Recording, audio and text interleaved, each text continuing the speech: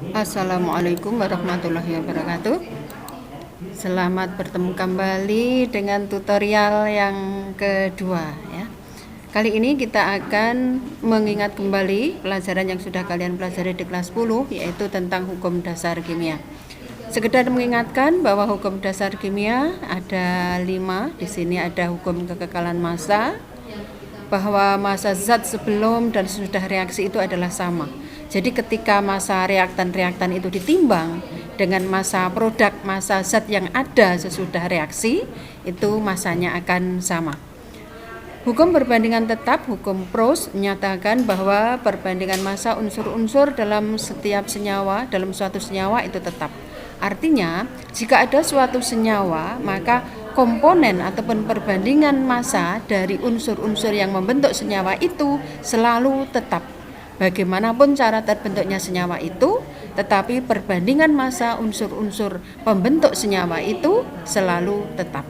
Misalnya, dalam senyawa H2O, perbandingan massa hidrogen dan oksigen adalah 1 dibanding 8, dan itu tetap. Berapapun jumlah airnya, dimanapun air itu berada, maka perbandingan massa H dibanding O selalu 1 dibanding 8. Hukum perbandingan berganda, hukum pelipatan perbandingan, kita kenal dengan hukum Dalton.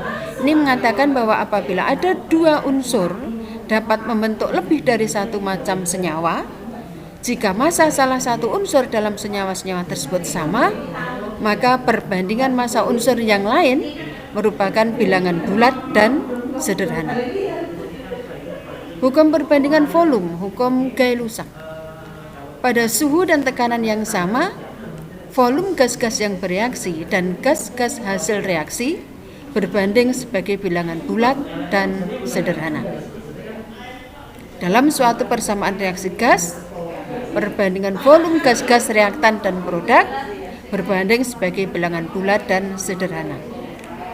Hukum Avogadro, bahwa pada suhu dan tekanan yang sama, semua gas yang volumenya sama mengandung jumlah molekul yang sama pula.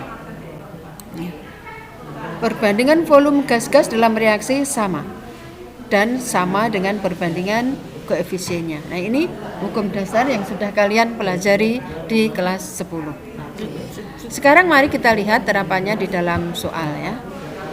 Kita lihat dalam soal. Perhatikan soal nomor 1.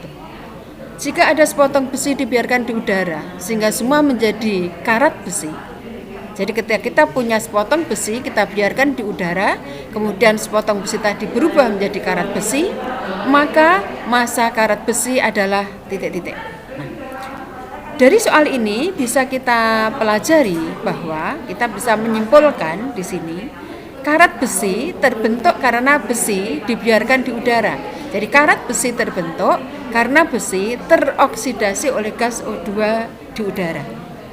Jadi karat besi terbentuk dari besi yang bereaksi dengan gas O2 di udara. Sesuai dengan hukum Lavoisier bahwa massa zat sebelum dan sesudah reaksi adalah sama, berarti nanti massa karat besi sebagai hasil reaksi itu sama dengan massa besi dan massa oksigen yang bereaksi. Jadi, massa karat besi hasil reaksi sama dengan massa besi dan oksigen yang bereaksi. Karena hukum Lavoisier tadi mengatakan massa zat sebelum dan sudah reaksi adalah sama. Sebelum reaksi apa yang ada? Besi dan gas O2 di udara. Sesudah reaksi apa yang ada? Hasilnya adalah karat besi. Berarti menurut hukum Lavoisier, massa karat besi hasil reaksi sama dengan massa besi ditambah massa O2 yang bereaksi. Dengan demikian jawaban soal nomor 1 yang paling tepat adalah mana? Nah, jawabannya adalah kalau yang A sama dengan massa besi semula, berarti ini tidak akan sama dengan hukum Lavoisier, tidak sesuai. Karena hasil reaksi karat besi ini merupakan produk hasil reaksi antara besi dengan O2 yang ada di udara. Lebih kecil dari massa besi mula-mula? Oh tidak, karena massa zat sebelum dan sesudah reaksi adalah sama. Lebih besar dari massa besi mula-mula juga bukan. Setengah massa besi mula-mula. Nah, lebih besar dari massa besi mula-mula. Nah, lihat ini nih. Untuk yang C, perhatikan. Hasil reaksi karat besi ini kan terbentuk dari hasil reaksi antara besi dengan O2. Jadi massa besi ditambah massa O2 sama dengan massa karat besi.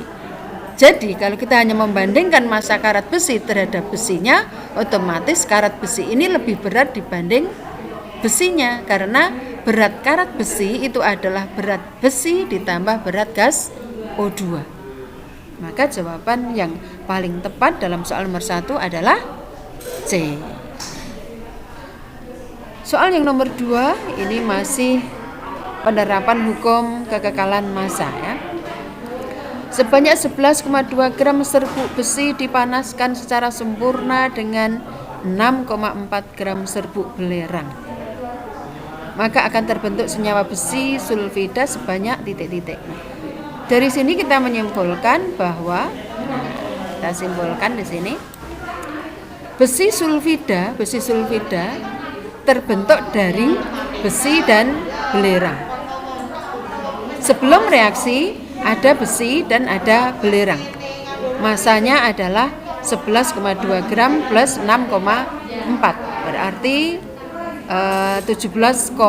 Nah, sesudah reaksi, karena di sini dikatakan 11,12 gram serbuk besi dipanaskan secara sempurna, berarti ini sudah habis dengan 6,4 gram belerang. Jadi ini habis, butuh belerang sekian, maka massa sebelum reaksi 11,2 besi ditambah 6,4 gram belerang, dan sesudah reaksi akan ada senyawa besi sulfida sebanyak 11 plus 2 plus 6,4 17,6, karena menurut hukum Lavoisier tadi massa zat sebelum dan sesudah reaksi adalah sama. Sebelum reaksi ada besi 11,2, ada belerang 6,4. Jumlah massa sebelum reaksi adalah 17,6. Maka sesuai hukum Lavoisier massa sesudah reaksi sama, yaitu 17,6. Jadi soal nomor 2 jawabannya adalah D. Ini contoh penerapan dari hukum dasar kimia, hukum kekekalan massa atau hukum Lavoisier ya. Selanjutnya untuk penerapan hukum Proust ya, penerapan hukum Proust. Hukum perbandingan tetap. Hukum Proust intinya mengatakan bahwa perbandingan massa unsur-unsur dalam senyawa itu tetap ya. Hukum Proust mengatakan perbandingan massa unsur-unsur dalam senyawa itu tetap. Nah, kita lihat pada soal di sini, pada soal ini bahwa dalam senyawa besi 3 oksida Fe2O3, besi 3 oksida, Fe di sini biloknya adalah plus 3 ya. Besi 3 oksida, perbandingan massa Fe dengan massa O adalah 7 dibanding 3. Jika 28 gram besi direaksikan dengan 6 gram oksigen, maka kita ke sini coba. Dari soal diketahui bahwa dalam senyawa Fe2O3, perbandingan massa Fe dibanding O adalah 7 dibanding 3. Perbandingan massa Fe dibanding O adalah 7 dibanding 3. Kalau dalam Fe2O3 perbandingan massa Fe dibanding O7 dibanding 3, maka angka perbandingan 7 dibanding 3 ini adalah tetap. Karena perbandingan massa unsur-unsur dalam senyawa itu tetap. Jika tadi ada Fe sebanyak 28 gram direaksikan dengan 6 gram oksigen, apa yang terjadi? Kita lihat.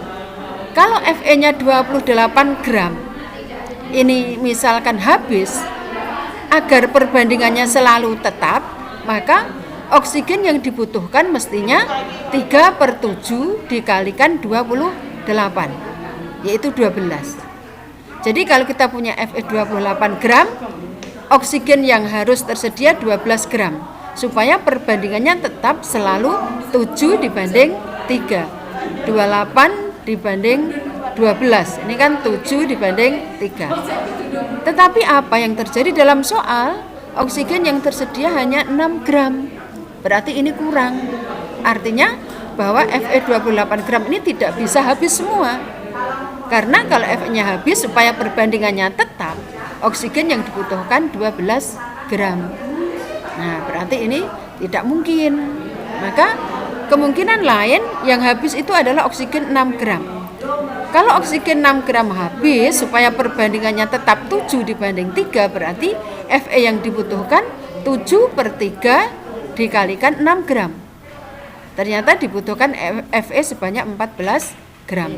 Sementara Fe yang tersedia tadi 28 gram. Nah, berarti reaksi ini terjadi, namun setelah reaksi selesai masih tersisa Fe sebanyak 14 gram. Jadi dalam reaksi O2 6 gram ini habis, membutuhkan Fe 14 gram.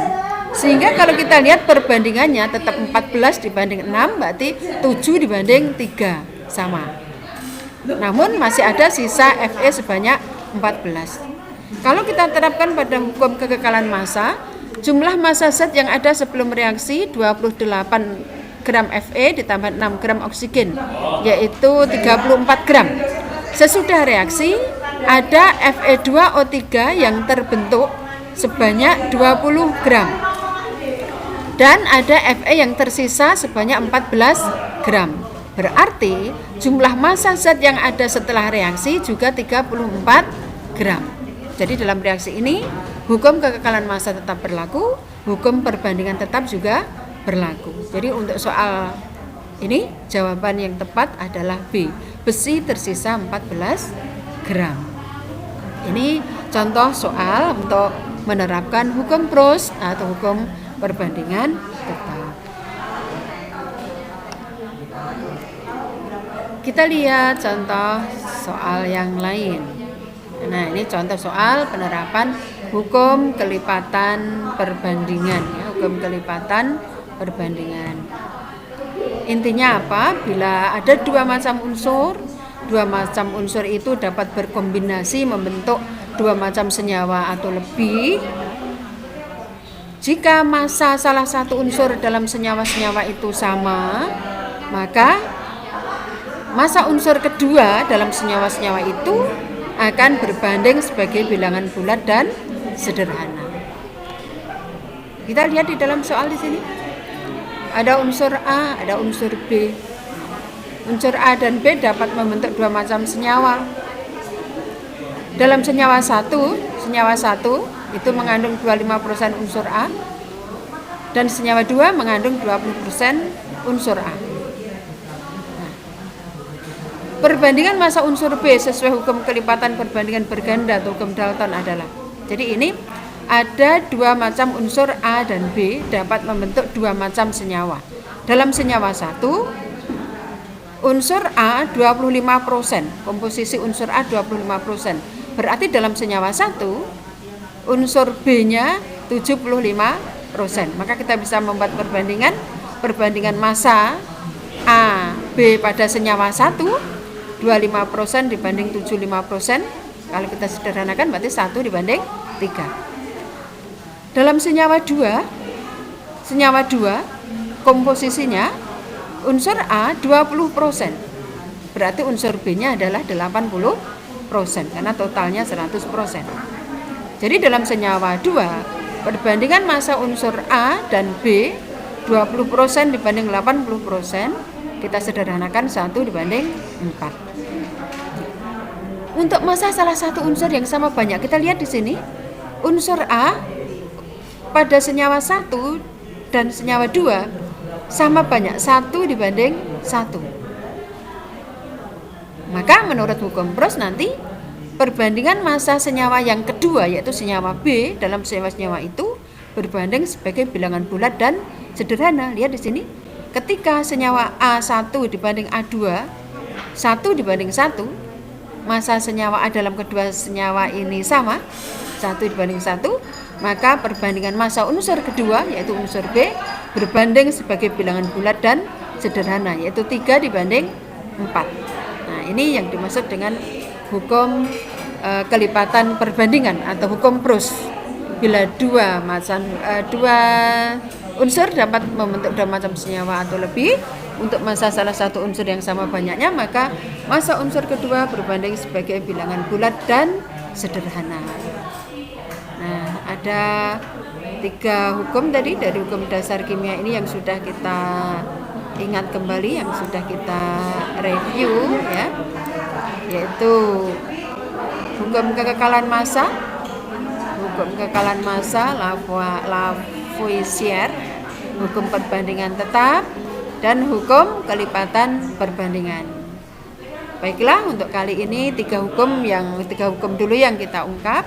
Kalian bisa mengulang-ulang untuk mengingat kembali karena ini adalah pelajaran kelas 10 sambil berlatih soal-soal yang lain.